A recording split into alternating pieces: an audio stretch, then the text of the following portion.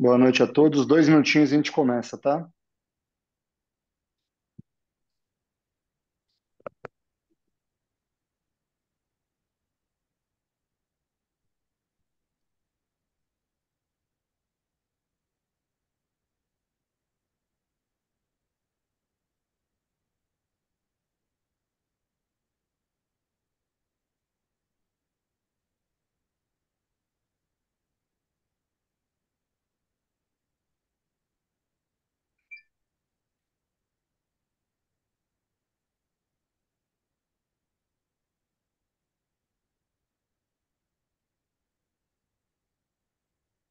Vamos lá. Boa noite. Essa é mais uma edição aí da Educação Continuada da Sociedade Brasileira de Trauma. Meu nome é Gustavo Tadeu Sanches. Junto com o Robson Esteves, aqui da diretoria, a gente vai apresentar hoje. O tema selecionado é um tema quente nos bastidores, né, que é uma infecção relacionada à fratura. E eu queria chamar primeiro o professor Ralph Christian para apresentar o tema sobre estou fazendo o diagnóstico correto da infecção relacionada à fratura? Definição, nova classificação, proposta e diagnóstico. Obrigado, professor. Fique à vontade.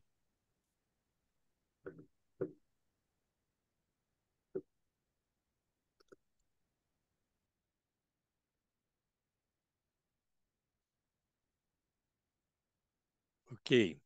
Bom, boa noite a todos. Eu queria agradecer a SBTO, ao Trauma, pelo convite, para poder falar sobre esse importante tema que é a infecção relacionada à fratura. E eu vou abordar aqui, então, a definição, o diagnóstico e as novas classificações. Eu não tenho nenhum conflito para a apresentação dessa aula. E o objetivo dessa aula, nós vamos nos ater à definição, diagnóstico e classificações. Lembrando que a definição é uma infecção que ocorre após a cirurgia de fixação de fratura com implante interno. Essa é a classificação que eu achei nesse trabalho aqui do Christian Fang, e é mais ou menos óbvio como nós podemos definir essa entidade. O impacto da infecção é muito importante para os nossos doentes, né? Então, tem impactos econômico, social, psicológico para um paciente que geralmente já foi abalado por algum tipo de trauma inicial. E o problema é que aumenta muito o tempo de internação, os custos, a antibioterapia com seus efeitos colaterais. Muitas vezes são necessários novos procedimentos, como nós vamos ver no tratamento, e, eventualmente, isso se torna uma infecção crônica que ele arrasta para o resto da vida. Tá? Tudo começa na incisão da pele ou na lesão da pele, que é uma oportunidade em que os germes invadem o nosso organismo. Tá? E existe um desequilíbrio entre a resistência do hospedeiro, o tamanho do inóculo e a virulência do germe. Então, nesse desequilíbrio, existe então o desenvolvimento da infecção, que tem tipicamente a formação de biofilmes. São bactérias que formam biofilmes, são camadas protetivas, né? Existe inicialmente uma corrida pela superfície e a presença de um implante por si só já causa uma imunodeficiência local, altera a função dos granulócitos e com isso a gente precisa muito menos quantidade de bactérias para desenvolver uma infecção. Nesse biofilme,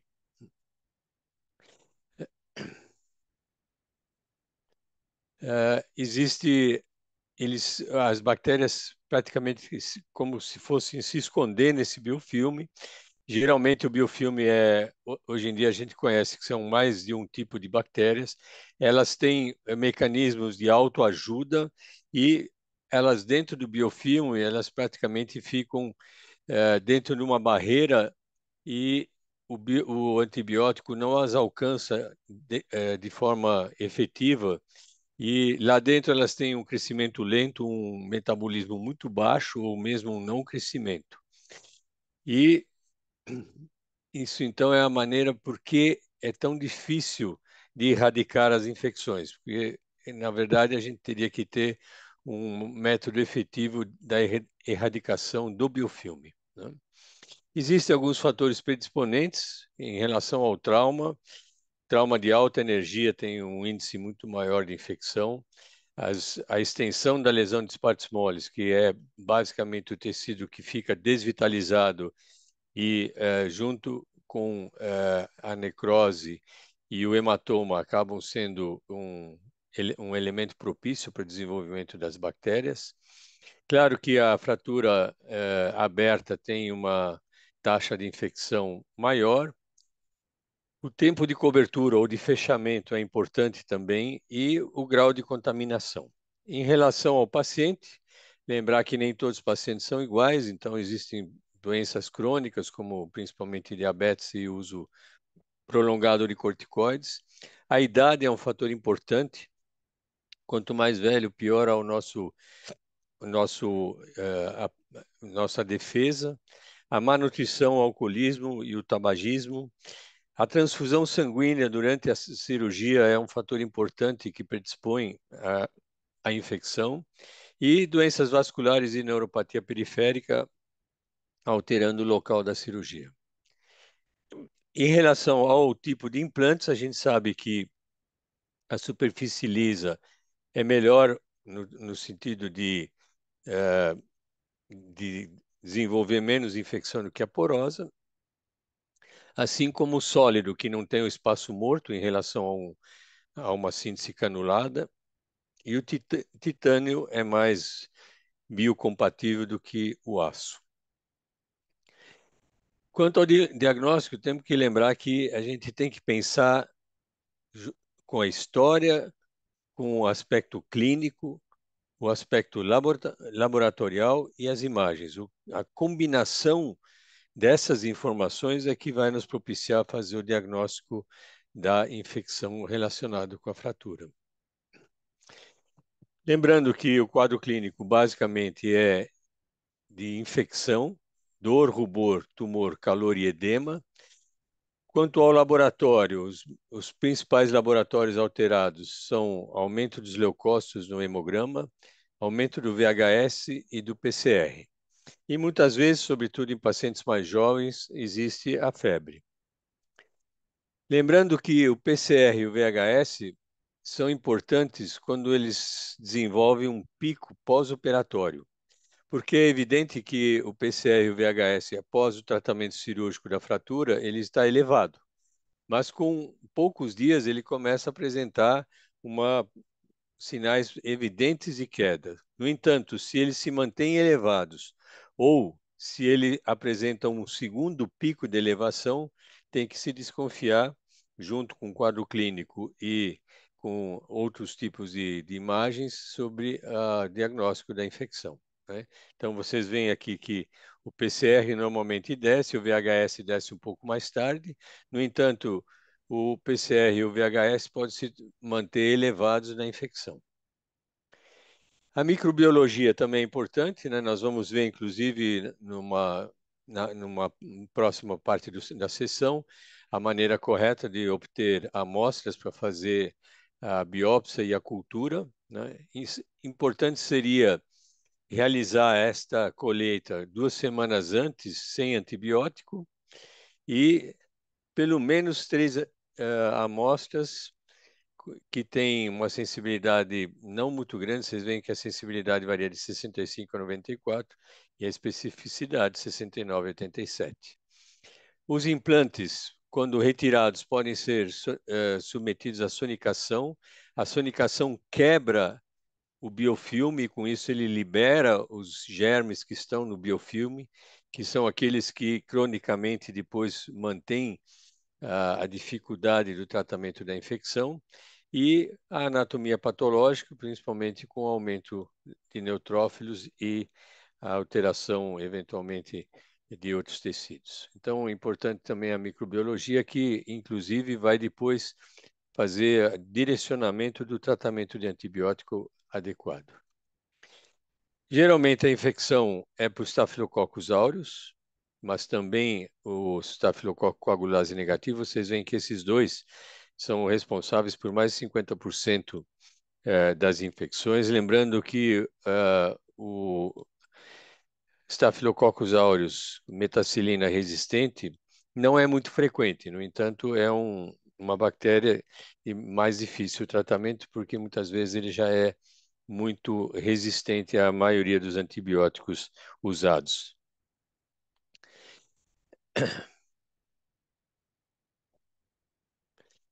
Exames complementares, principalmente de imagem, ultrassom, a radiografia simples, a tomografia, a ressonância e a cintilografia.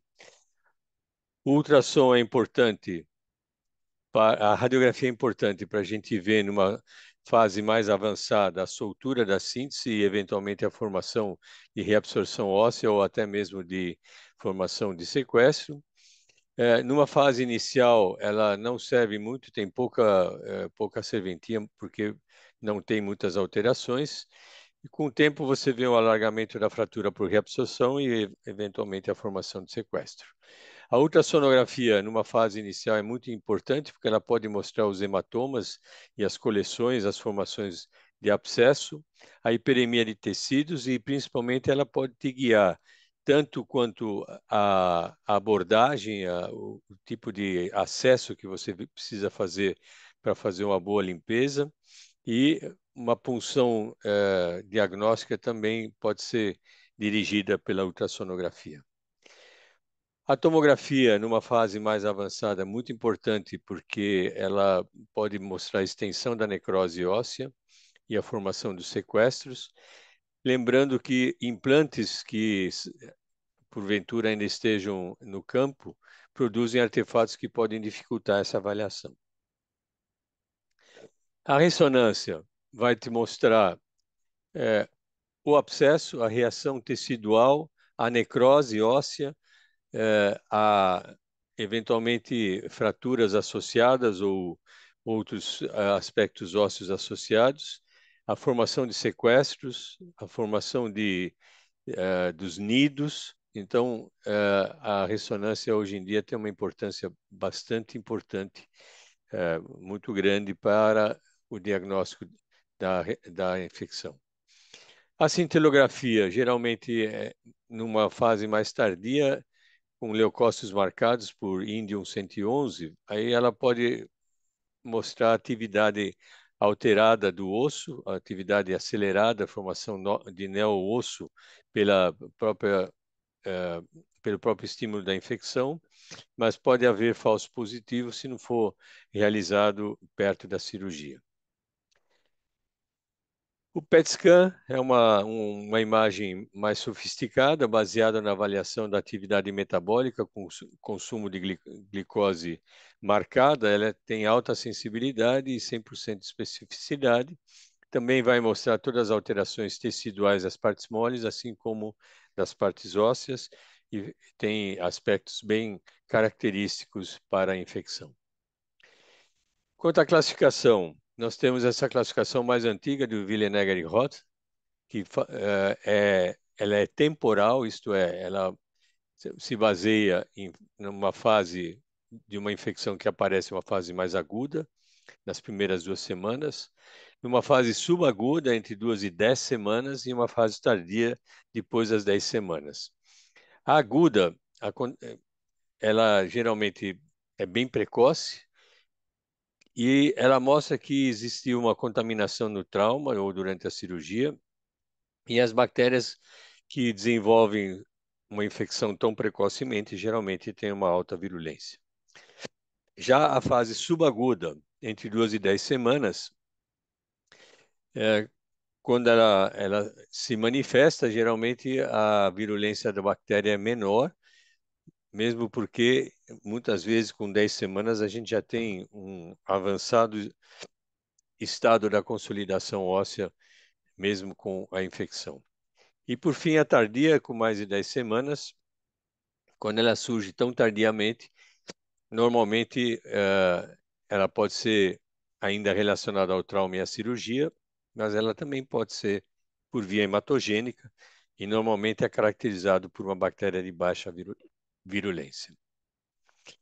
Outra classificação que é mais moderna é essa anatômica de Cern, é uma classificação da O, que leva em conta a localização anatômica, leva em conta o paciente, leva em conta o tipo de bactéria e leva em conta a estabilidade da montagem. Então, aqui na parte da infecção com a parte anatômica, nós temos o tipo 1, que é a osteomielite medular, o tipo 2, uma osteomielite superficial de uma parte só de uma cortical, a 3, localizada numa cortical em toda a sua extensão, que requer uma excisão e pode precisar de retalho para coberta, e por fim o tipo 4, que é a difusa, que envolve toda a circunferência do osso. Em relação ao paciente, ao hospedeiro, o hospedeiro classe A é aquele indivíduo rígido, sem deficiência de imunidade e tolera qualquer cirurgia que é necessária para o tratamento. Já o hospedeiro classe B tem uma doença local, um comprometimento local das partes moles ou do osso, comprometendo a cicatrização. Então, traumas, cirurgias prévias, radiação, insuficiência vascular, etc. O tipo classe BS é aquele que tem uma comorbidade que diminui toda a sua resistência, então o paciente diabético, aquele adicto ao álcool, fumo, uso prolongado de cortisona, insuficiência renal ou hepática. E por fim, o hospedeiro classe C, que é aquele paciente gravemente comprometido, cujo risco do tratamento cirúrgico a gente tem que avaliar os benefícios ou se os sintomas são suficientemente limitados que não justifiquem intervenções. Às vezes, nesses pacientes, a gente tolera ou só se limita a diminuir os sintomas e os efeitos da infecção, mas a gente não parte para tratamentos definitivos. Quanto à microbiologia, nós já vimos que o Staphylococcus aureus e o coagulase negativo são os mais importantes, mas existem outros, o gram positivo, eh, o gram negativo em 10% e o polimicrobial complexo de 25% a 30%. E lembrando que o resistente à metacilina é em torno de 1 a 5%, aqui para O é em torno de 2%. E por fim, quanto à fixação, né? A gente sabe que a infecção interfere na consolidação, mas não a impede. A infecção é mais difícil de erradicar se há instabilidade, então é importante que a gente consiga manter estável a nossa fratura operada e, eventualmente, o titânio pode ser empregado para fazer essa estabilidade, mas normalmente o que a gente faz é a retirada da síntese e a reestabilização com fixador externo com a síntese à distância do foco da infecção.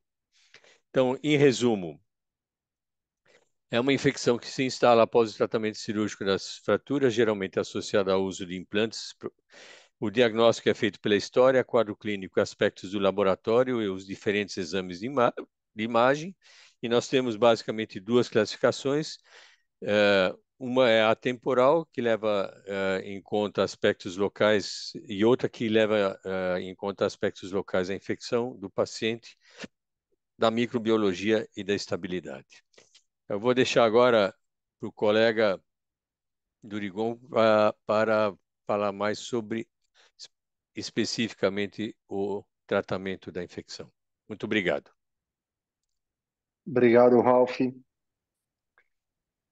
Ralph, a gente tem uma pergunta aqui do Paulo Brito. Ele perguntou se, em relação à presença do implante, o quanto que isso pode dificultar o diagnóstico da infecção numa tomografia ou numa ressonância magnética. Eu estou com soluço, desculpe. Sem problema. Então, tanto a tomografia como principalmente a ressonância a presença do metal tem grande efeito para a produção de deformidades e altera o exame. Então, muitas vezes você não consegue ver adequadamente. No entanto, existem técnicas modernas com supressão desses efeitos do metal. E aí o exame se torna mais interessante e mais, vamos dizer, útil para fazer esses diagnósticos. Mas, como eu disse, a gente tem que juntar todas as informações, desde a história, desde do tipo de fratura que foi operado, se foi exposta, se não foi, quando foi operado, quantas horas levou a cirurgia, se teve ou não transfusão de sangue. E aí sim, a gente observa, vê o quadro clínico, vê a localização, e aí parte para o exame de laboratório e parte para a imagem. Então, a tomografia e a ressonância podem ser importantes, eles sim podem ter problemas com os artefatos, e existem as técnicas para diminuir esse efeito, mas o que a gente tem que fazer para o diagnóstico é o conjunto da história, do aspecto clínico, do exame do doente, do laboratório e das imagens. Perfeito. Eu tinha até uma pergunta, eu acho que você acabou respondendo ela também, que era justamente aquela cirurgia. Normalmente, quando é dos outros, é mais fácil, mas quando é a nossa, a gente pensa em deiscência, a gente pensa em infecção superficial. Mas eu queria perguntar o que que você valoriza para realmente falar, ó, isso é uma infecção relacionada à fratura, principalmente numa cirurgia sua, quando eu digo sua, do cirurgião que está avaliando. Porque na dos outros é fácil falar que tá infeccionado. Então, primeiro que, na dúvida, pro réu. Então, quando eu tenho dúvida, não é, a ideia é se apressar. É entender que, mas eu não quero, não foi assim, essa infecção não deve ser infecção, eu acho que é só um processo inflamatório. E aí a gente protela o tratamento e protela o diagnóstico e acaba prejudicando o paciente. Então, primeira coisa, quando você tem sinais sugestivos de infecção, pense primeiro que ela é uma infecção, antes de inventar alternativas de diagnóstico que, vamos dizer, pacifiquem sua alma, mas que não ajudem o seu paciente, né? Então, cuidado com isso. E todos nós temos infecção. Então, é um problema que todos nós padecemos disso. Quem opera tem essa complicação e quanto mais cedo a gente reconhece, melhor para o doente e mais fácil o tratamento. Perfeito, ótima mensagem. Se alguém tiver mais alguma pergunta, senão eu vou passar para o próximo tema. Acho que a gente pode passar Obrigado. então. Obrigado, professor. O próximo tema, queria chamar o Tomás Durigon. Ele vai falar sobre: existe um guideline para manejo da infecção relacionada à fratura? Boa aula, Tomás. Olá, pessoal, tudo bem? Boa noite. Gostaria muito de agradecer ao Comitê de Educação Continuada pelo convite da aula, né? Para mim é uma honra aí estar com todo esse grupo aí, como diz o professor Robson, esses camisas 10 aí, pessoal que lê artigo, tudo. Então, muito obrigado aí pelo convite. Já que eu tô aqui. Opa. Estão vendo minha tela? Sim, Sim. Bom, eu sou o Thomas Durigon, eu represento o grupo de trauma e infecção musculoesquelética da Escola Paulista de Medicina da Unifesp e eu estou trazendo o tema: existe um guideline para o manejo de infecção relacionada à fratura? Tá? Não tem nenhum conflito de interesse para esse evento. Eu trago um caso típico de infecção relacionada à fratura, um paciente que tem uma dor, uma saída de secreção purulenta em perna esquerda, 6 meses. Ele foi vítima de uma fratura exposta do estilo Anderson 3A. Na ocasião, foi realizada uma limpeza cirúrgica com desbridamento, a fixação com haste intramedular e antibiótico terapia por 3 dias, isso há um ano atrás. Ele refere que há 6 meses tem dor, saída de secreção, sem febre, nenhuma alteração hemodinâmica. O paciente está bem, não tem nenhum sinal de sepsis, apresenta uma edema na ocasião da avaliação do ambulatório e 2 fístulas na região anterior da tíbia esquerda. E o laboratório totalmente inocente, não tem nenhuma alteração de leucostose, um PCR, um VHS muito agressivo alto. Nessa ectoscopia, a gente consegue ver a presença de 2 fístulas, né? E na radiologia, a gente consegue ver no raio-x simples uma lise perimplante, uma quebra de implante, até um distúrbio da consolidação. Já pelo consenso de 2018, pela presença das fístulas, a gente consegue já dar o critério clínico, né, associado com o radiológico de infecção relacionada à fratura. A questão é, como é que a gente maneja esse tipo de paciente? Quando a gente vai para a literatura, a gente tem vários artigos que nos sugerem, né, guidelines, fluxograma, propostas de tratamento, né, desde da Academia Europeia até o grupo americano, que fez o consenso em 2018, até mesmo o próprio grupo alemão, que criou pocket guides, tanto de infecção da fratura como de prótese, e teve a nova classificação pelo grupo da Infection, agora em 2024, em junho, que eles também propõem um mindset de tratamento. Mas eu fiz uma literatura extensa e eu trouxe um dos guidelines que eu acho compatível com a nossa realidade, que eu uso no meu dia a dia e vou compartilhar qual é, né, o princípio dela que pode nos ajudar. Então, esse é basicamente um guideline criado pela Sociedade Europeia de Infecção Musculoesquelética, junto com um grupo de infecção da O. Como ele funciona, né? Ele faz algumas perguntas que conseguem te direcionar, né, para o tratamento. Então, a primeira pergunta dele é: a fratura está consolidada? Se sim, é simples, você remove o implante e trata a osteomielite. Não, a fratura não está consolidada. Aí você faz uma nova pergunta: esse implante ele está estável? Se sim, aí a gente pode manter o implante, faz o DER, né, que é uma sigla americana que significa desbridamento, antibiótico terapia e retenção do implante. Uma vez consolidada a fratura, a gente volta aquele passo, aquela pergunta, remove o implante e trata a osteomielite. Agora, se o implante não estiver estável, a gente tem que pensar em trocar esse implante. E essa troca, muitas vezes a gente está acostumado aqui no Brasil pela troca da fixação externa, mas ele pode sim ser feita por uma fixação interna. Então, o importante é trocar o implante, porque esse implante ou ele não está bom mecanicamente, ou ele já está tomado por todo o biofilme, né, como o professor explicou brilhantemente na última aula. E também pensar se existe algum defeito ósseo ou de partes moles que a gente precisa fazer algum tipo de manejo. Então, qual o objetivo do tratamento, né, da FRI, da infecção da fratura? É basicamente ter a consolidação da fratura. Então, a gente faz a erradicação e a supressão da infecção para alcançar essa consolidação. Né? É importante também que a restauração dos tecidos moles competentes faz parte do objetivo do tratamento, porque ele faz parte para tratar a infecção e para retornar à função do paciente. E, se possível, prevenir uma osteomielite crônica, né, após a remoção do implante e a consolidação da fratura. Então, a gente tem os princípios cirúrgicos, que são basicamente três, né? O desbridamento associado à remoção do implante, um desbridamento associado à retenção do implante, que é o DER, que eu já vou explicar um pouquinho mais sobre ele, o desbridamento com a troca de implante, e o princípio do antibiótico terapia é ou erradicar a infecção, ou muitas vezes suprimir essa infecção para levar à consolidação óssea e poder retirar o implante e tratar a osteomielite remanescente ou não. Essa nova classificação trouxe ela traduzida, né?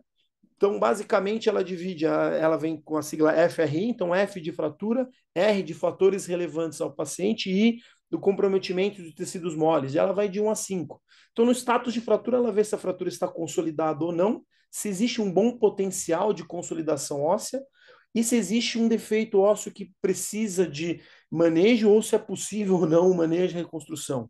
Já do paciente, ele vê se o paciente ele é apto para cirurgia ou se ele é inapto para cirurgia, ou se ele tem algum tipo de comorbidade que leva a um pior desfecho ou uma não sequência ao tratamento.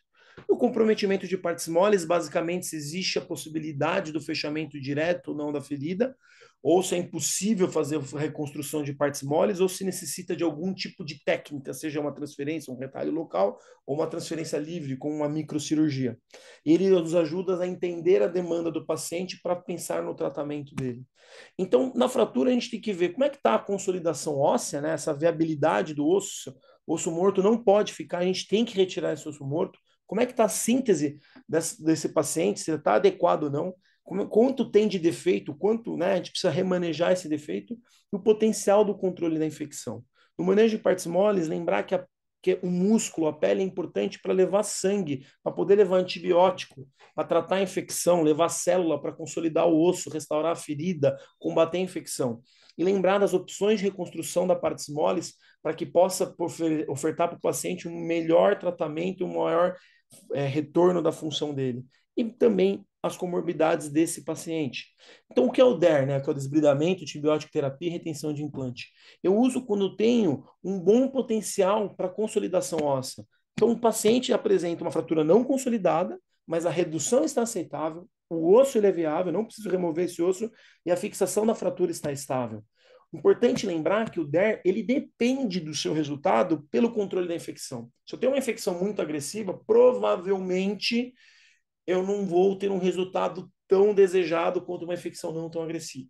E o que é mais importante, implantes intramedulares, ele tem a sua limitação de desbridamento. Então, logo, ele se torna uma dificuldade de bons desfechos. Então, o DER, né, que é essa sigla aí de a gente poder reter o implante, ele é limitado quando a gente tem uma osteossíntese instável, ou seja, eu preciso revisar a osteossíntese, senão nunca essa fratura vai consolidar.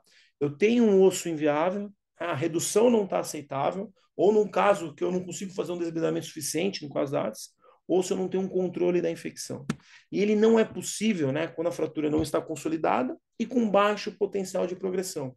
Normalmente é quando a gente tem uma necrose óssea associada ou não a uma redução inaceitável, associada ou não a uma fixação inaceitável.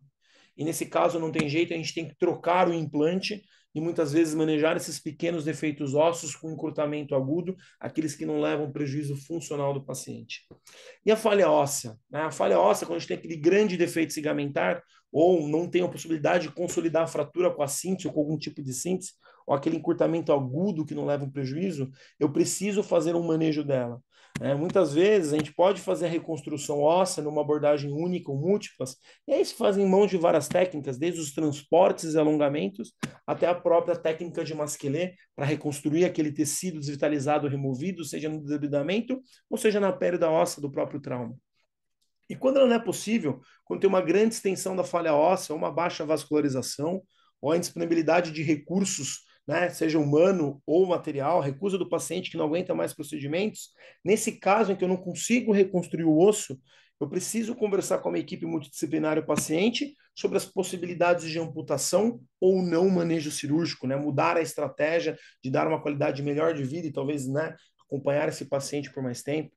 O manejo de partes moles ele é fundamental, desde o fechamento primário da ferida ou alguma técnica, seja de reconstrução local, como um retalho ou uma microcirurgia, ele é importante quanto mais precoce possível, como foi falado na última aula. E quando ele não é possível, né, quando tem uma perda maciça do tecido ou uma ausência de vascularização, seja qualquer um desses motivos citados, novamente eu tenho que pensar considerar a condição de amputação ou um não manejo cirúrgico desse paciente, uma estratégia que eu possa melhorar a vida dele e não, entre aspas, resolver a infecção. Todos esses princípios citados, objetivos, são para responder essas perguntas e pensar como é que eu vou manejar em cada situação em que o paciente se encontra, levando em consideração que ao I, a condição do paciente. Tá? E essa tabela é interessante porque como é que eu faço o manejo da antibiótico terapia? Basicamente, quando eu removo o implante, eu uso um tempo de 6 semanas na antibiótico terapia.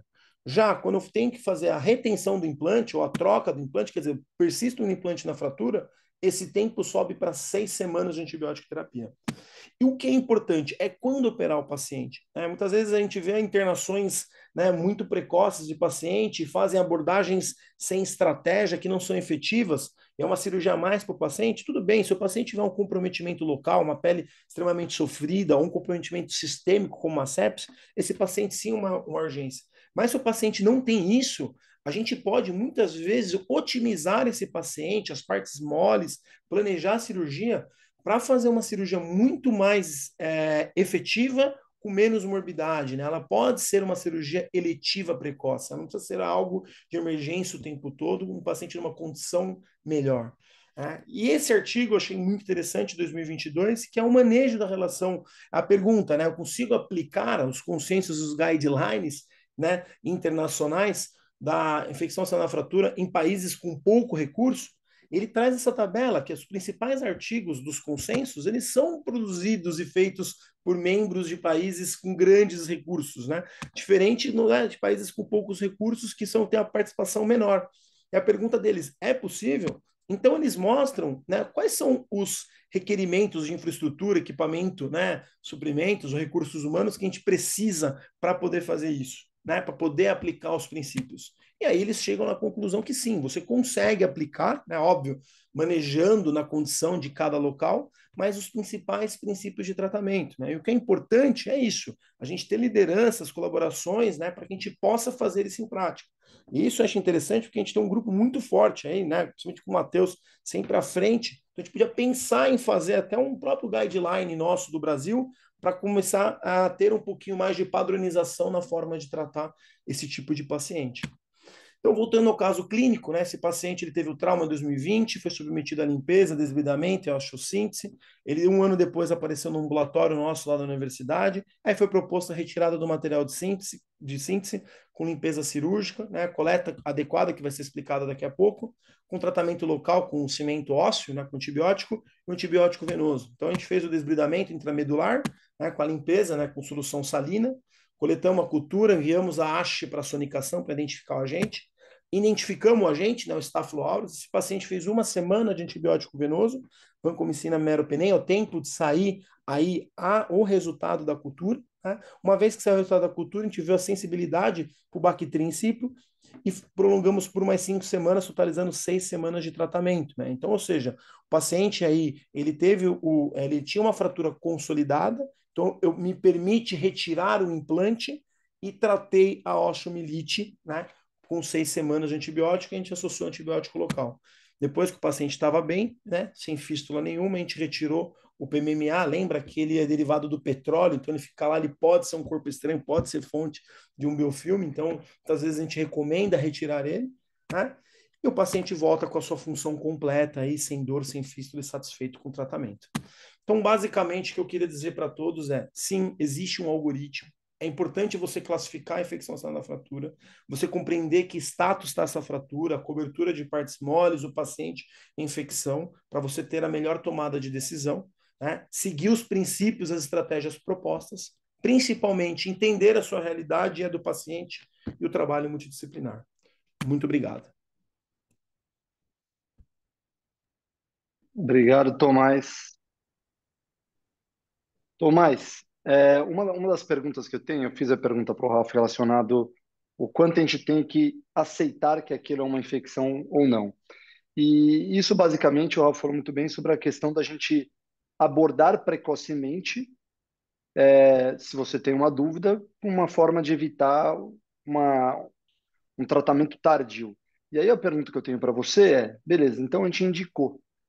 A gente ouve muito que na infecção a gente tem que ser agressivo. Em algum momento você falou para a gente que a gente precisa identificar quando o osso está necrosado ou não para sair retirando muito osso, ou quando a gente pode fazer um DER pensando na consolidação da fratura. Isso eu queria que você se pudesse trazer de uma forma bem clara quando eu devo ser e quanto eu devo ser agressivo.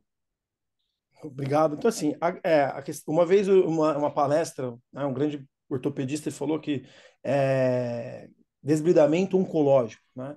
Legal, a gente traz o princípio de desbridamento da oncologia, que é muito mais antigo que a infecção, no ponto de ser estudada, né? Para ter as margens amplas. A questão é, a infecção, ela é microscópica, eu não consigo ver macroscopicamente aonde está a bactéria, está dentro da célula. Então, assim, obrigatoriamente você precisa retirar o osso morto. O osso morto não tem vaso, não tem sangue, não tem nada. Então, você tem que retirar esse osso morto, tem que retirar esse sequestro. Muitas vezes, se isso for necessário retirar metade do segmento da tíbia, paciência, não tem como você manter aquilo. Então, a agressividade ela tem que estar presente, mas você tem que lembrar que você tem que fazer uma função do membro. Então, basicamente, né, como a gente não tem a visão microscópica, o que eu recomendo? Vá um pouco além. Mas lembra que você tem o segundo passo do tratamento. Então, você precisa obrigatoriamente pensar no que você vai fazer. Então, a gente não necessariamente precisa ressecar o osso infectado. Porque hoje, com os antibióticos com ação intracelular, rifampicina, quinolona, o próprio Bactrim, e o antibiótico local, a gente consegue tratar esse osso local. Então, isso permite a gente ser um pouco menos agressivo que a oncologia nesse ponto. Mas é difícil muitas vezes esse ponto. Então, basicamente, eu recomendo isso. Retire tudo que é morto, isso não tem como tratar. Né? E aquilo, se você tiver recursos para intramedular, você permite ser menos agressivo. Não sei se eu consegui responder um pouco sua pergunta. Respondeu muito bem. Isso acho que é uma decisão difícil de se tomar, né, na hora, e acho que esses dados podem nos ajudar num próximo evento. A gente tem aqui uma última pergunta, na verdade um comentário do Zamboni. Zamboni, se você quiser puxar o microfone, fica à vontade, viu? Esse é o momento que devemos evitar os três cavaleiros do apocalipse: instabilidade, espaço morto e tecido desvitalizado. Exatamente. Assim, o que o professor falou é isso, né? Muitas vezes a gente resseca tanto, o osso fica instável. Tem um artigo fantástico, né, da Índia 2018, mostrando que instabilidade é fator de risco para infecção. Espaço morto é fator de risco para infecção, né? Então, assim, a gente tem que manejar tudo isso ao mesmo tempo. Por isso que a cirurgia planejada é muito melhor que aquela coisa que interna, joga um soro, vejo o que eu faço. Não, tente planejar e ter um bom sequência de tratamento, né? E não só cirúrgico, mas sim com antibiótico correto, manutenção de partes moles, tudo isso. Perfeito. Turigon, parabéns pela apresentação. E eu queria fazer uma pergunta para você. Nos casos de não união infectada, né? Então você tem uma haste intramedular, a fratura não está consolidada e você falou, bom, implante, muitas vezes nós temos que retirar o implante, não dá para fazer o DER, vamos retirar o implante.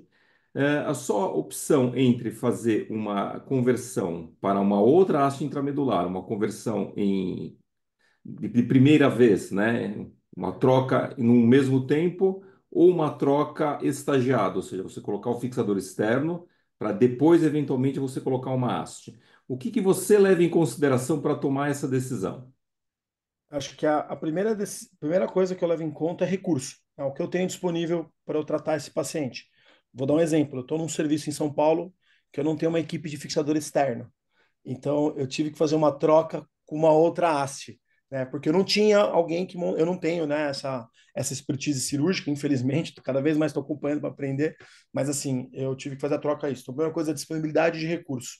Segundo, hospedeiro e partes moles. Então, se eu tenho um invólucro de partes moles suficiente, isso me leva a tomar uma tomada de decisão talvez mais interna do que externa por conta da agressividade da cirurgia, né? E terceiro, patógeno. Se eu tenho um patógeno que ele é altamente produtor de biofilme, não adianta eu colocar algo ali que aquilo vai crescer biofilme.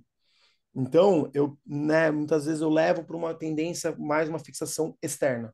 Então, basicamente, né, o status do paciente, partes moles, recurso que eu tenho e o patógeno é que me tomam essa decisão. E também uma coisa que vale muito a pena é o desejo do paciente. Tá?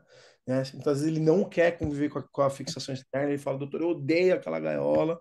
E, tipo, realmente, né, por tempo é difícil, apesar de ser a coisa que sempre resolve. Eu falo assim para todo mundo, minha retaguarda sempre é o fixador externo, né? Ele tem ótimos resultados, mas muitas vezes o paciente ele não tolera esse tipo de tratamento. Então a gente tem que levar isso em consideração.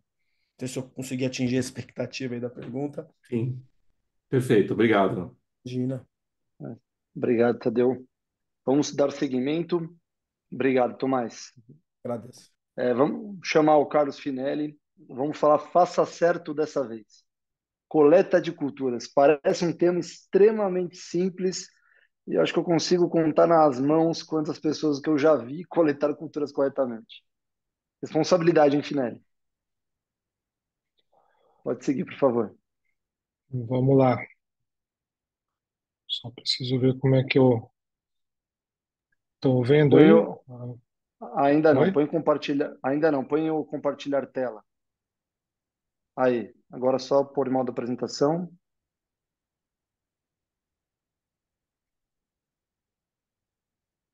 Aí, Prontinho? pronto. Vamos lá. Então, boa noite a todos aí. Obrigado a vocês, diretoria em peso aí da Sociedade Brasileira do Trauma, aos colegas aí, o Ralph, o Thomas, o Matheus. E vamos lá. O tema que eu vou falar aqui, então, é sobre faço certo dessa vez, coleta de culturas. Por que que eu tenho que fazer certo? Porque até então eu estou fazendo errado, né? Então, o principal erro nosso é o diagnóstico. É o que eu vou bater um pouquinho mais aqui, apesar de que não ser o tema principal, mas tudo gira. Por que que eu quero fazer a cultura? Para chegar no meu diagnóstico. Então, aqui a gente tem imagens, né, de pacientes com fístula. Aqui o diagnóstico já está fechado, que realmente é uma infecção relacionada à fratura. Mas mesmo assim, muitas vezes eu vejo esse quadro aqui, a gente vê paciente com uma fístula aqui, por exemplo, com uma haste e com um pique. Pique é aquele catéter, né, central para administração de antibiótico. Então, mesmo com o diagnóstico claro, a gente faz errado. O problema é quando a gente tem esse quadro daquele borderline, né? Que a gente tem um pós-operatório aí com 15, 20 dias, aquela hiperemia, aquela secreção, tá babando, não tá seco, ao invés de estar na hora de tirar os pontos, está preocupado, que muitos colegas falaram, e aí o que que a gente faz? É nessa hora aqui que entra aquela coceira, né? Vamos passar aquele ciproclin, aquele Bactrim, aí começa a fazer a coisa errada. Então, vamos tentar direcionar para fazer a coisa certa. Uma das coisas é esse antibiótico para casa, né? 7, 14 dias, esse antibiótico empírico, que falam-se aí também a profilaxia estendida. Então, isso daí não tem nenhum suporte na literatura, isso daí os trabalhos mais atuais falam que não é para fazer, e quem fala também que não é para fazer isso é o próprio Rockwood, né? Nossa literatura aí de cabeceira de cama que já é bem claro em relação a isso. Então, como eu já falei que eu vou falar um pouquinho mais, o Hoff já falou, o Thomas já falou, então a gente tem nossos critérios sugestivos de infecção, tem os critérios, lembrar que ressonância, cintilografia, tomografia, PET scan, alfa-defensina, tudo isso são critérios sugestivos e não fecha o diagnóstico. O que realmente vai fechar são a fístula, a ferida pós-operatória aberta, a exposição do material de síntese e a cultura positiva. Isso que a gente vai falar então. Só lembrando então que a infecção relacionada à fratura é muitas vezes mal diagnosticada tardiamente. E sendo esse diagnóstico tardio, a gente tem um tratamento menos eficaz. Então, a gente faz a coisa errada, dá aquele antibiótico precoce, né, sem saber com que patógenos a gente está lidando, e o diagnóstico fica difícil. E a gente tende a fazer a coisa errada. Então, vamos fazer a coisa certa. Então, esse paciente aqui é um caso clínico, o paciente está com 20 dias aí de evolução de hemostossíntese, naquele quadro borderline, que a gente fica na dúvida que a gente faz ou não, a gente vê uma expressão, tem uma secreção aí suspeita, os exames laboratoriais um pouco alterados, mas também que não vão fechar, não vão falar que é osteomielite, são sugestivos. E qual a conduta? A tendência é colher suave e fazer o ciproclin ou Bactrim, certo? É o que, infelizmente, a maioria do pessoal vai fazer aí no pronto-socorro.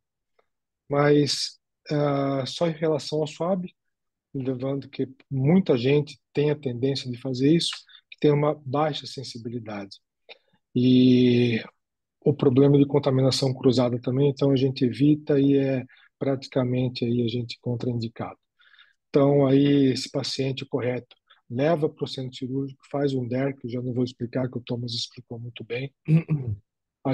Aí sim a gente entra com antibiótico empírico, né? Uma dupla terapia, e a gente vê o resultado aqui no quinto pós-operatório totalmente diferente já o aspecto clínico. Aí foi com a cultura precoce aí, sem antibiótico prévio, a gente conseguiu isolar o patógeno, fez a antibiótico terapia específica e chegou aí com um quadro aí de resolução do quadro clínico. Esse paciente não precisou mais remover o implante, continua até hoje. Como é que a gente vai fazer isso, então, esse diagnóstico através da coleta de materiais? Então, a gente tem um resumo, né, de quando coletar, quanto coletar, em que momento da coleta a gente faz isso, como a gente faz onde colocar as amostras, né, a gente vai falando aqui, e o que não fazer também. Esse artigo, então, aqui é um artigo que mostra o valor do diagnóstico preciso que a gente faz, né, em relação às culturas. Então, lembrando que a cultura é um critério confirmatório, a gente deve evitar o antibiótico pelo menos 2 semanas, como o Ralf já bem falou, 3 a 5 amostras de tecido profundo, geralmente interface osso-implante, geralmente a musculatura, o início de calo. Então, isso é importante para a gente ter tecido para mandar para a cultura. Sonecação é importantíssimo. O SWAB não tem valor nenhum, como eu já falei. e também a gente prestar atenção em relação ao meio de cultura que a gente manda e por qual período, que eu já vou falar mais para frente isso. Quando a gente não consegue identificar, o principal motivo é o uso prévio do antibiótico. Por isso que a gente bate nessa tecla para não dar antibiótico na suspeita de um processo infeccioso. Então, a gente, além disso, uma baixa carga virulenta, de carga bacteriana, o meio de cultura inapropriado, coleta de forma inadequada o suficiente, né, o tempo de transporte prolongado e, às vezes, o tempo de incubação também do laboratório, que é curto. Esse outro artigo mostra, então, como a maneira correta de se colher as amostras. Esse é um trabalho de corte que ele fez, fez uma comparação retrospectiva aqui de quando o serviço, um grupo da Holanda, quando esse serviço, antes um protocolo, antes da coleta, como eles faziam antes, né, sem protocolo, faziam de qualquer jeito, faziam de maneiras aí aleatórias, e depois eles fizeram o protocolo e compararam após o protocolo como foi o resultado. Então o resultado foi muito positivo, conseguiram aí melhorar a qualidade da cultura e dos resultados microbiológicos. Então, de novo, evitava o antibiótico pelo menos 2 semanas antes. Antibiótico após a profilaxia, né, após a coleta das amostras. Então, isso daí é um pouco controverso e eu gostaria de falar sobre isso. Tem gente falando, não dá antibiótico na indução anestésica, espera a gente colher as amostras, depois faz antibiótico. Então, tem trabalhos mais recentes, inclusive do Martin McNally, esse de 2019, né? Mais recentes, que isso não é bem, é um pouco controverso e a gente tem que pensar não ter uma infecção em cima da infecção.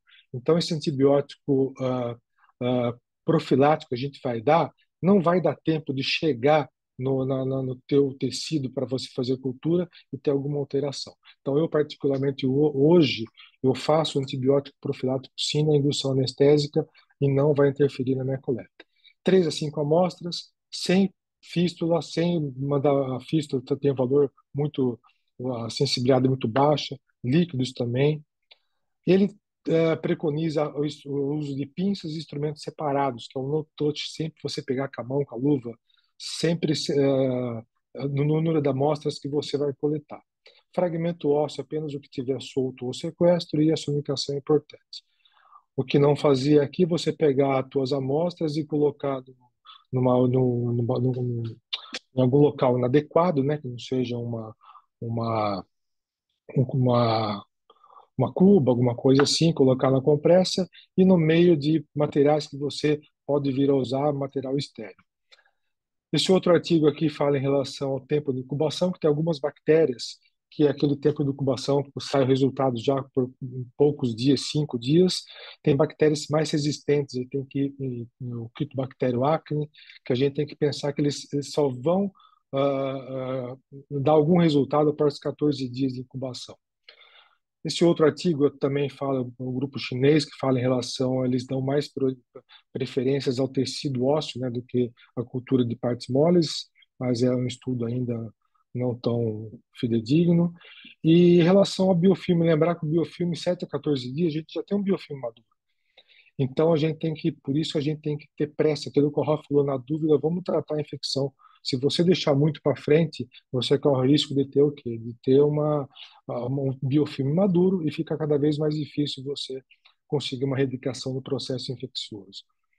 Aqui um caso, um paciente com 30º pós-operatório de um segundo procedimento de mostocínio de tornozelo. Então, essa região com hiperemia, com dor, calor, rubor, sinais sugestivos de osteomielite. Vamos buscar o quê? Vamos para a cultura, vamos fazer o certo, vamos atrás do nosso diagnóstico.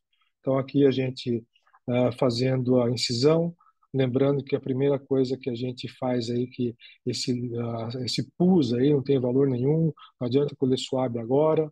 Então, a gente faz a incisão, faz uma limpeza precoce, tira o grosso, né, que a gente fala, e aí sim que a gente vai colher o material. A gente colhe o material, aqui eu tirei o material da interface osso-implante, o tie rope estava solto, foi retirado também. Aí sim que a gente vai fazer um desbridamento mais profundo, a hora que a gente já colheu o material. Esse paciente aqui, então, foi colhido seis amostras. Nas seis amostras, todos positivos para Staphylococcus aureus.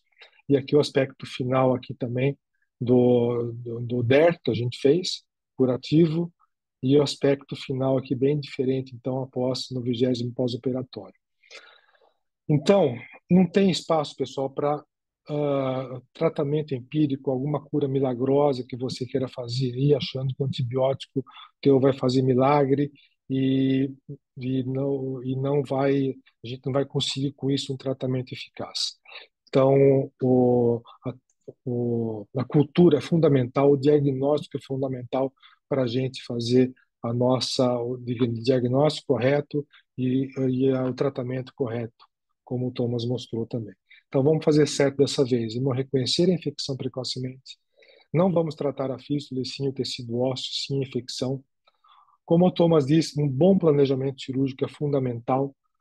Coleta de amostras de forma adequada. O tratamento local, depois que você fizer a coleta, o tratamento é fundamental, é o futuro. E o trabalho multidisciplinar é importantíssimo. Aqui está o nosso grupo. Obrigado. Obrigado, Finelli.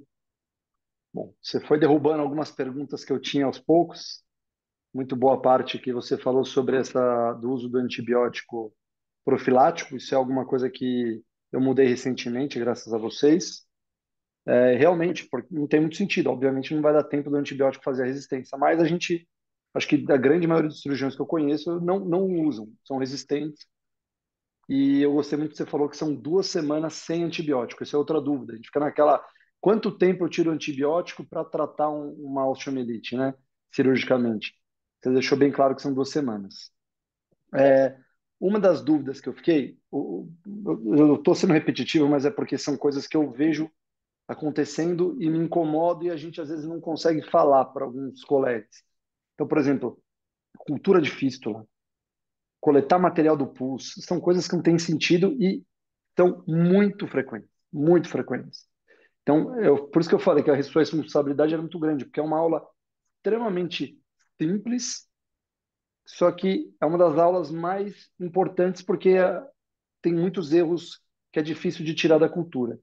E eu vou te perguntar uma coisa, porque eu lembro que uma vez você me falou uma coisa que é importante, que é, se você for coletar material para anátomo, colete material e corte em pequenos pedaços, porque no laboratório eles não têm esses instrumentais para cortar em pequenos pedaços. E cultura? Eu tenho um tamanho de fragmento ideal para colher, que às vezes você fala 3 a 5 amostras, às vezes eu pego um pedaço minúsculo de osso. Isso é uma amostra? E além disso, qual o recipiente adequado para coletar essa cultura?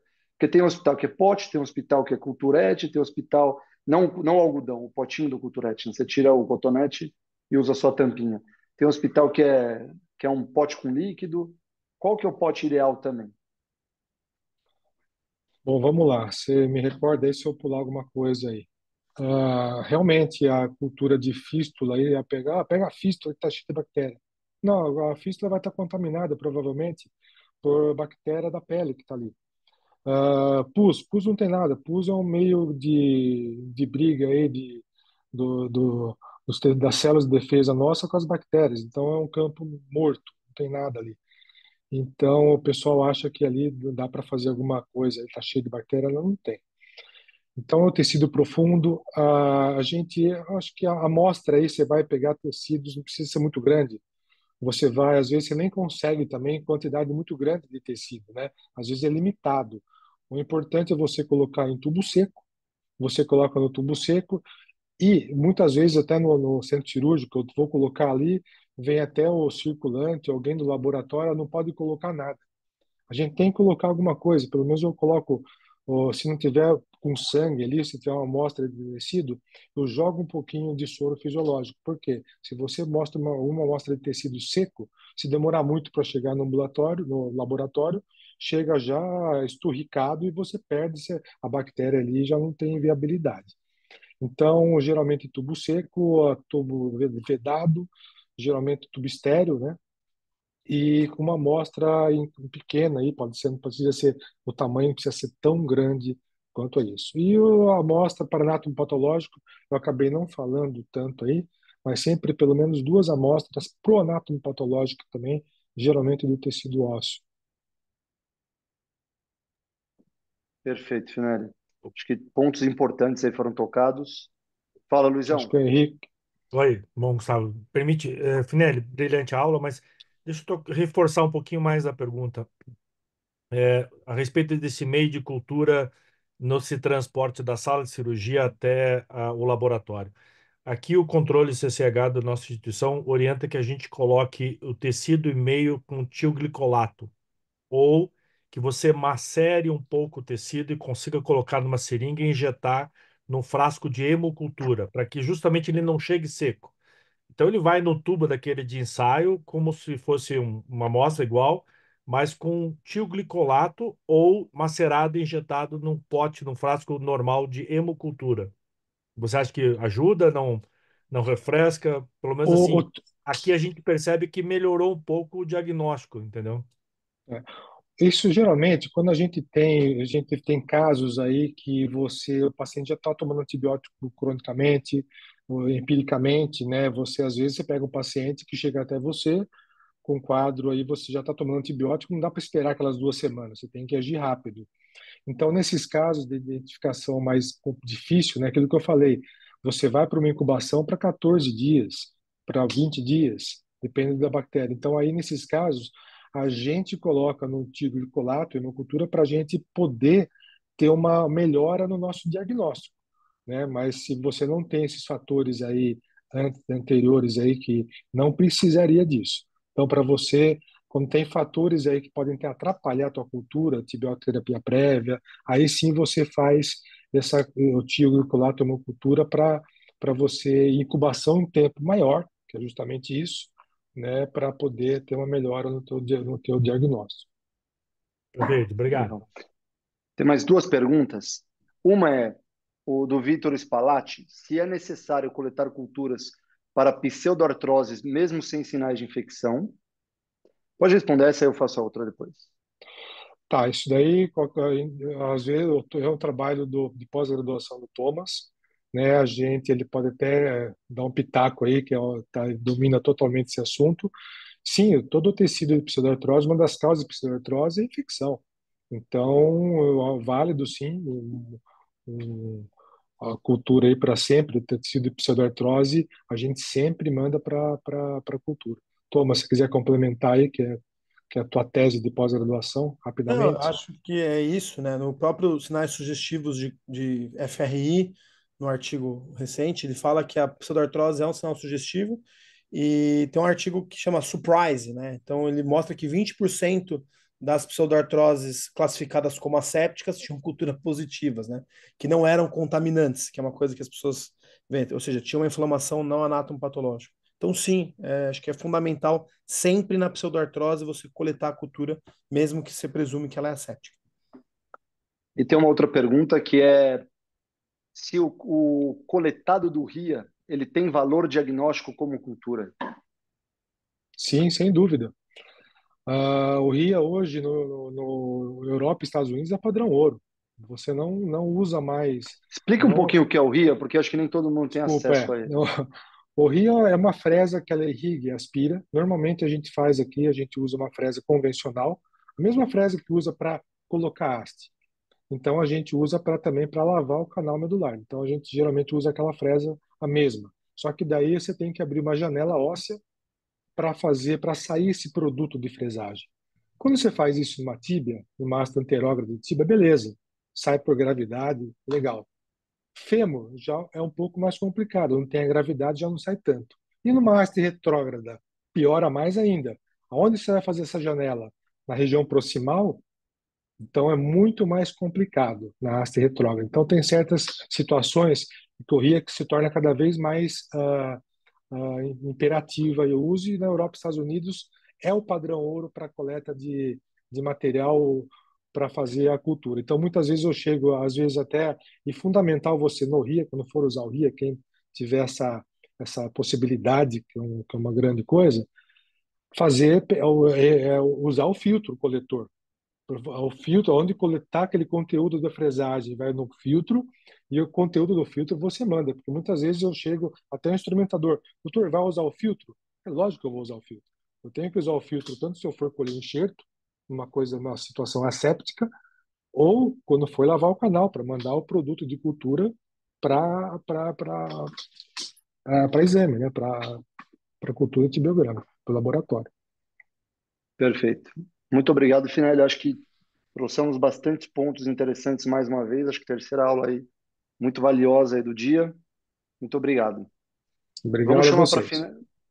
Vamos chamar para finalizar Matheus Azzi, acho que é um cirurgião aí conhecido por todos, muito brilhante e de muito conhecimento aí dessa parte de infecção. E para ele a gente reservou aí um pouquinho aí de problema, né? O que a gente pode fazer para mitigar os riscos de infecção na cirurgia ortopédica? Acho que o maior medo do ortopedista e falar um pouquinho sobre abordagens inovadoras na prevenção da infecção relacionada à fratura. Obrigado, Matheus. Fica à vontade. Obrigado, Gustavo. Boa noite a todos os participantes.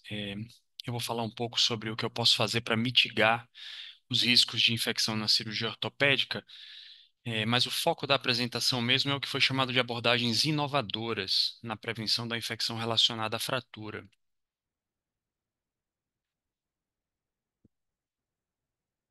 Eu não tenho nenhum conflito a declarar.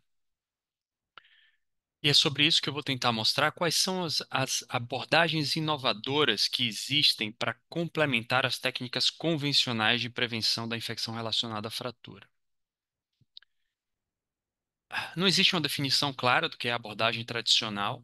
Em geral, é o processo normal que a gente faz quando vai fazer o manejo de uma fratura. Eu recomendo a vocês fortemente o guideline da OMS. Apesar de ser de 2018, ele segue ainda bastante atual e útil para a maioria dos temas aí relacionados à preparação do campo cirúrgico. Mas o que eu vou focar aqui são as abordagens inovadoras. A gente pode dividir esse tema em basicamente dois grandes grupos, tá? Os que envolvem o uso de alguma forma de antibiótico local para tentar prevenir o desenvolvimento da infecção. E aqui a gente teria como categoria o cimento ósseo impregnado com antibiótico, a aplicação de antibióticos diretamente na ferida, né, os chamados antibióticos nus, o uso de biomateriais absorvíveis, revestimentos antimicrobianos, e entre os outros métodos eu vou passar rapidamente, por conta da questão do tempo também, porque são técnicas novas, o uso dos fagos, nanotecnologia e luz ultravioleta. Bom, antibiótico local, sem dúvida nenhuma, o polimetilmetacrilato é o carreador de antibiótico local mais utilizado no mundo todo. É um produto com uma experiência clínica muito grande, são mais de 50 anos de uso clínico, tanto para profilaxia quanto para tratamento de infecção. É um produto altamente disponível e com um baixo custo. A grande maioria dos cimentos ósseos disponíveis comercialmente, eles vêm impregnados com baixas doses de antibiótico. Vejam aqui na barra vermelha, é a dose aproximada de gentamicina nos cimentos comerciais. Vejam que a dose é muito baixa. Por quê? Porque são produtos usados especificamente para profilaxia, né? Então não faz sentido aqui você ter grandes doses, o que interferiria nas propriedades mecânicas do cimento. Isso é bastante utilizado na prevenção de infecção em artroplastias, né, nas cirurgias de substituição articular. Porém, o espaço do polimetilmetacrilato, por ele não ser bioabsorvível, no trauma é muito limitado quando a gente fala de prevenção. Tá? Então, eu vou tentar mostrar aqui algumas situações onde talvez isso possa se encaixar. Aqui vocês estão vendo um exemplo, um espaçador de polimetilmetacrilato com antibiótico numa perda óssea asséptica, pós-traumática, mas asséptica, é, onde além de combater o espaço morto, o espaçador com antibiótico impregnado no cimento acaba funcionando como dispenser de antibiótico local na ferida e ajudando a prevenir a infecção.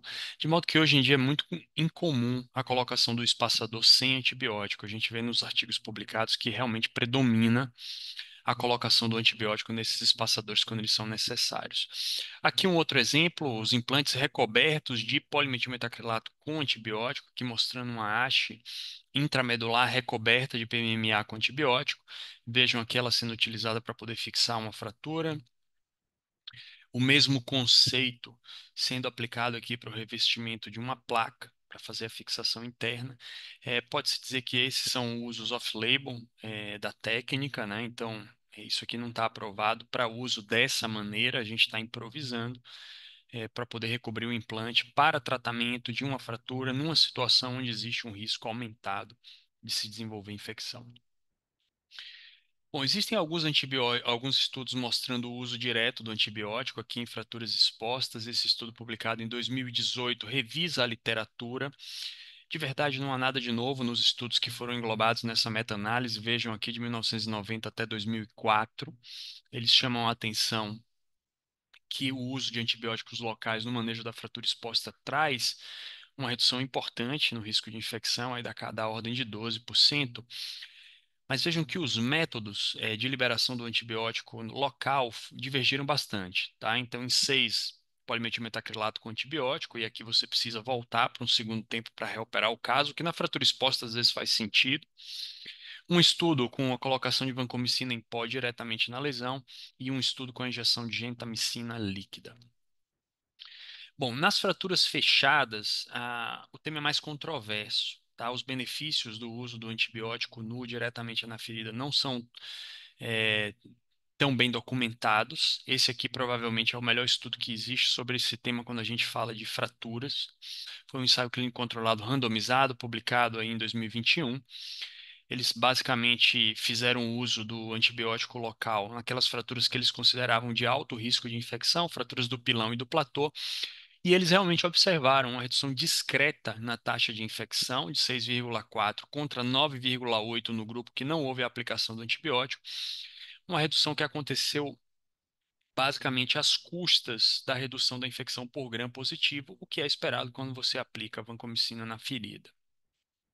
Bom, um outro carreador que pode ser utilizado é um enxerto ósseo, tanto homólogo quanto autólogo. Ele tem propriedades, de certa forma, parecidas com o polimetilametacrilato, liberação rápida nas primeiras 48 horas, dando um pico de antibiótico local. Só faria sentido naqueles casos onde o uso de enxerto é necessário durante a cirurgia. Existe um produto comercial disponível na Europa exatamente para essa técnica, então é um enxerto homólogo processado impregnado com vancomicina ou tobramicina. Vejam aqui a característica, a liberação muito rápida nos primeiros 2 dias e aí gradativamente diminuindo. E na primeira semana não há praticamente mais liberação de antibiótico. Há diversos estudos publicados sobre essa técnica.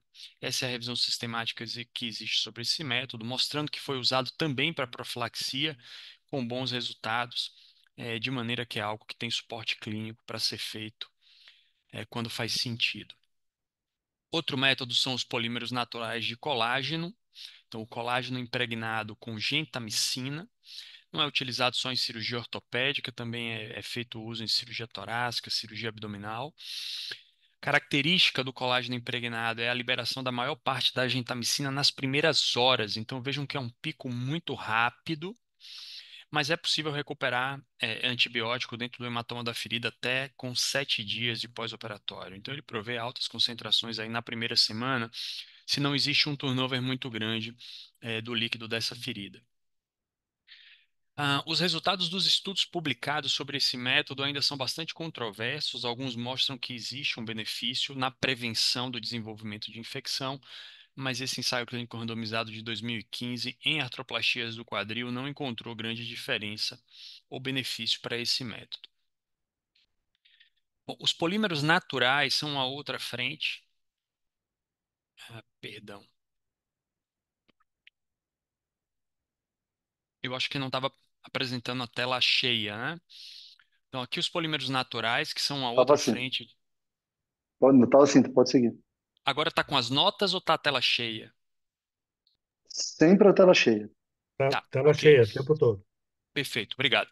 Os polímeros naturais, né, são a outra frente. Aqui vocês podem ver um composto basicamente de ácido hialurônico chamado DAC. É um produto que está disponível comercialmente no mercado brasileiro e no mercado mundial. Ele reduz a área para adesão bacteriana, né, e ele pode ser combinado com uma gama muito grande de antibióticos, né. Então, além do próprio efeito do gel em si, você ainda pode combinar ele como um carreador de antibiótico local. Ele é completamente reabsorvido em torno de 72 horas. Novamente, é um produto que produz altas concentrações nos primeiros dias, então um pico muito alto por um período muito curto. Isso é muito característico desses métodos para prevenção. Então vejam aqui que no caso da vancomicina, 80% dela é liberada nas primeiras 24 horas. Também há estudos clínicos publicados como esse método, que tem se mostrado efetivo aí na prevenção de infecção, tanto em artroplastias quanto no tratamento cirúrgico de fraturas. E essa é uma arma aí disponível no arsenal. Aqui um outro exemplo, um implante recoberto de polímero sintético com gentamicina. É uma haste intramedular que já vem de fábrica com uma camada de antibiótico protegendo o implante. Mais uma vez, chamando atenção para isso, uma liberação muito rápida, 40% na primeira hora, 70% no primeiro dia, né? E aqui, talvez um dos riscos desse implante é que a degradação do carreador ele reduz o pH local e não se sabe muito bem qual seria o impacto disso na consolidação da fratura. Mas o fato é que existem estudos importantes publicados sobre o uso do método e aparentemente ele é muito efetivo aí na prevenção da infecção em situações onde o risco é muito elevado e não interfere na taxa de consolidação das fraturas. Aqui um outro exemplo de polímero sintético utilizado como carreador local de antibiótico na prevenção de infecção relacionada à fratura, um parafuso que vem impregnado com ciprofloxacina. Então ele pode ser utilizado para fixação interna. Esse parafuso especificamente foi desenvolvido para fixação da sindesmose. Ele não precisa ser retirado depois e a indicação seria naquelas situações onde existe um risco grande de infecção. Outro biomaterial utilizado como carreador são as cerâmicas. Aqui, uma marca específica delas, uma que é mais nova, né? É uma combinação de sulfato de cálcio com hidroxiapatita que já vem impregnada de fábrica com gentamicina ou vancomicina. Você pode escolher uma opção ou outra. Normalmente, as cerâmicas são utilizadas como preenchedores de espaço, mas vocês observam aqui nesse estudo publicado como ela tem sido, como ela foi utilizada nesse cenário para recobrir o implante. Então, ela vai fazer a liberação local do antibiótico durante um período aí um pouquinho mais prolongado, né? Aqui uma performance mais parecida com a do polimetilametacrilato, doses um pouco maiores nos primeiros dias, mas que são prolongadas aí por 2 a 3 semanas. Então, essa é uma forma também de aplicação de antibiótico local com produto reabsorvível. Bom, agora os métodos menos frequentes, né, que ainda estão no campo mais do desenvolvimento. O primeiro deles é o uso de fagos. Os fagos, basicamente, são vírus que infestam as bactérias, né, e levam à morte da bactéria. A questão aqui dessa técnica é que eles são específicos para a bactéria. Normalmente é um método utilizado para o tratamento de infecções multiresistentes, onde você não tem muitas opções de antibiótico para o tratamento. Então você precisa saber antes qual é a bactéria que está infectando aquele caso. Então, esse método só faria sentido naqueles casos de segundo estágio, onde primeiro você fez o desbridamento da infecção, retirou todos os implantes, conseguiu o controle da infecção e vai fazer o reimplante. E aí você está buscando um método para poder evitar que a infecção recidive, tá? Então, essa é uma série de casos, ainda é um método que está, do ponto de vista experimental, bastante utilizado, do ponto de vista de terapia da infecção, é bem consolidado, porém, do ponto de vista de prevenção, é muito pouca coisa sobre isso. Vejam que nesse estudo especificamente, ele combinou os fagos com o DAC, né, formando um gel que foi colocado então sobre o implante na segunda etapa da cirurgia. Bom, os revestimentos antimicrobianos em implantes também são um método que é bastante conhecido em cirurgia ortopédica, principalmente aí para as próteses, as megapróteses, né, para casos de tumor. Elas já costumam, existem algumas marcas revestidas com prata, e esses produtos agora começaram a ser lançados para as linhas de trauma. Então, tem pelo menos 2 marcas aí com produtos no mercado internacional de implantes de trauma revestidos com prata. E vejam aqui que tem um estudo multicêntrico internacional, né, randomizado controlado em curso, estudando exatamente qual é a efetividade desse método. Eu acredito que em breve a gente deve ter aí alguma evidência sobre isso daí, se realmente isso funciona no cenário do trauma. Bom, a luz ultravioleta ela é utilizada na sala de cirurgia para tentar diminuir as bactérias no ambiente. Não é um método novo, tem algumas variações, né, de luz ultravioleta que são utilizadas. Comprovadamente reduz a taxa de infecção de sítio cirúrgico quando ela é aplicada. E, digamos assim, a grande dificuldade aqui é o custo da aquisição do equipamento para estar presente na sala de cirurgia, já que não é considerado um equipamento obrigatório. Então, como mensagens, as abordagens inovadoras, elas vêm como método adjuvante para se somar aos convencionais, aprimorando, né, a prevenção da infecção relacionada à fratura. Eles podem reduzir bastante o impacto da infecção em alguns casos selecionados, que são aqueles pacientes que têm um alto risco de desenvolver infecção após a fixação interna. Muito obrigado. Obrigado, Matheus.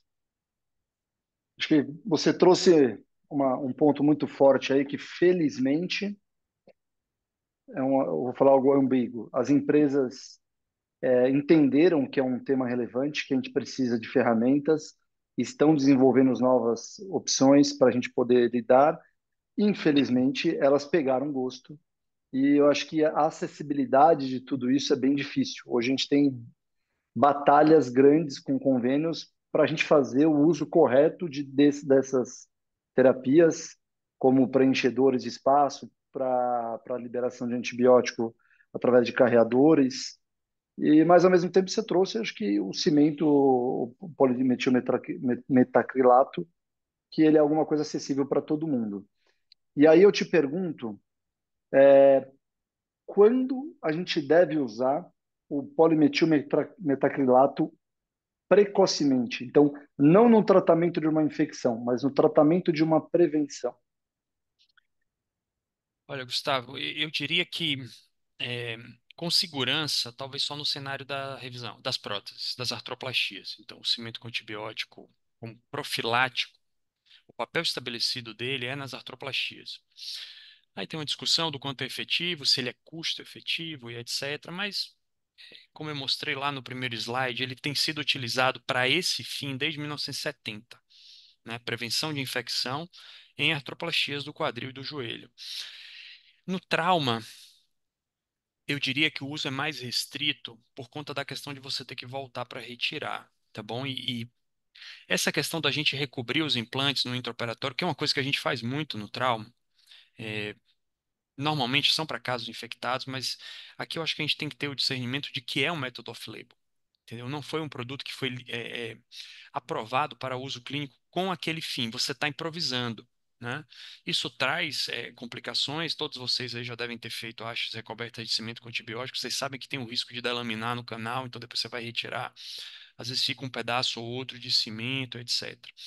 Então, pensando em profilaxia, de novo, eu acho que o polimetilmetacrilato, o espaço dele é realmente naqueles casos onde você tem um risco muito elevado. Caso que era infectado antes, você teve controle da infecção, vai fazer o segundo tempo. Essas perdas ósseas maciças, onde hoje você coloca o espaçador por outros motivos, né, biológicos, para criar membrana, para ocupar espaço morto, para dar estabilidade, tudo que faz parte, né, do conjunto do tratamento da infecção. E aí você aproveita que já vai colocar o espaçador e coloca um antibiótico no espaçador, porque sim, isso é efetivo. Tá? Mas eu diria que, como prevenção, colocar polimetilmetacrilato na ferida e submeter o paciente a um segundo procedimento cirúrgico para retirada não faria muito sentido para mim. Não sei a visão dos outros colegas, o que é que vocês acham? Acho que um dos pontos que eu tinha dúvida, na verdade, que eu vejo aumentar bastante o uso, é nisso que você falou agora no final, que é em relação a fraturas expostas, né? A gente tem fraturas expostas com grandes espaços mortos, fraturas complexas, talvez esse espaçador é algo que tem aumentado bastante o uso. E algo disponível, normalmente a gente tem no CME no hospital, consignado, a gente consegue fazer ali a mistura, e aí vem a outra pergunta. Qual que é a relação de antibiótico? Eu devo usar mais de um antibiótico nesse cimento? Qual que normalmente é a relação de quantidade de cimento com antibiótico que eu devo usar? Bom, sendo bem simples, a literatura costuma dividir o uso profilático em até 2,4 gramas e acima de 2,4 já seria terapêutico, tá? Isso é bem simplório, né? Tá publicado desse jeito, não quer dizer que tem que ser assim. Você tem que levar em conta que quanto mais antibiótico, é, você compromete as propriedades mecânicas do cimento. Então, isso tem um impacto, por exemplo, quando a gente vai discutir fixação de prótese, que não é o caso aqui. Então, no trauma, a gente costuma, em geral, colocar doses maiores, porque esse cimento está sendo colocado ali como nos espaçadores para uso temporário. Então, a questão da propriedade mecânica e do comprometimento dela a longo prazo não é tão importante, acaba não impactando tanto. Mas se o uso é preventivo, se você ficar nessa faixa aí dos 2 gramas, tá bem seguro, tá bom? Se você for fazer combinação de antibiótico, geralmente a sinergia permite que você baixe bastante a dose. Principalmente quando a gente fala de gentamicina com vancomicina, você consegue reduzir bastante a dose. 500 miligramas de genta com 1 grama de vanco funciona muito bem, tá? Em geral, vancomicina eu vou com 2 gramas, meropenem 1 grama ou 2 se precisar. É, gentamicina em pó tá bem difícil, eu não consigo mais acessar. Você tem que ter um cimento que já venha com gentamicina, mas o que a literatura mostra é que nessa faixa aí de 500 miligramas é adequado. Você vai conseguir MIC-1 aí por um período prolongado, tá? Não sei se eu respondi a sua pergunta, né? Não, Tem respondeu, várias outras respondeu. combinações que você pode utilizar, vários artigos publicados com tabelas, né, mostrando qual as doses e etc., as combinações e tudo mais. Mas, em linhas gerais, o que a gente vê muito é isso aí. Pelo menos no meu ambiente aqui, onde eu trabalho, o que a gente vê muito é isso aí. Vanco, Genta e Mero é o que tem dominado. Perfeito. Muito obrigado, Matheus. Alguém tem mais algum questionamento? Acho que aqui no chat e no QIA não temos mais nenhum. Se acho que ninguém tiver mais questionamento, eu queria agradecer Matheus, Finelli, Ralph, Tomás Durigon pela participação. Como eu disse no começo, acho que esse é um tema super importante, super quente, porque ao mesmo tempo que é algo muito antigo, a gente trata há muito tempo infecção, é algo que a gente precisa se atualizar o tempo todo. Eu tenho aprendido muito com os colegas que estudam muito infecção e basicamente eles trazem as coisas mastigadas. Eu acho que hoje foi perfeito. Os quatro trouxeram ouro, ouro mastigado aí para a gente. E a gente vê pelos comentários dos colegas e pelas caras de quem está com a câmera aberta de satisfação. Luizão até riu. Difícil ver o Luizão rir. Tá bom? Queria agradecer a todo mundo e deixando claro que a ideia é a gente distribuir esse episódio aqui no nosso YouTube para futuras revisões, assistir novamente, tá bom? Muito obrigado, agradeço a todo mundo a participação. Nos estendemos de uma forma positiva por mais meia hora aí. Muito obrigado pelo evento, pessoal. Boa noite, gente. Boa Obrigado. noite, Boa noite, boa noite. obrigado, Ó, boa noite. abraço. Obrigado, hein? Abraço, obrigado a todos.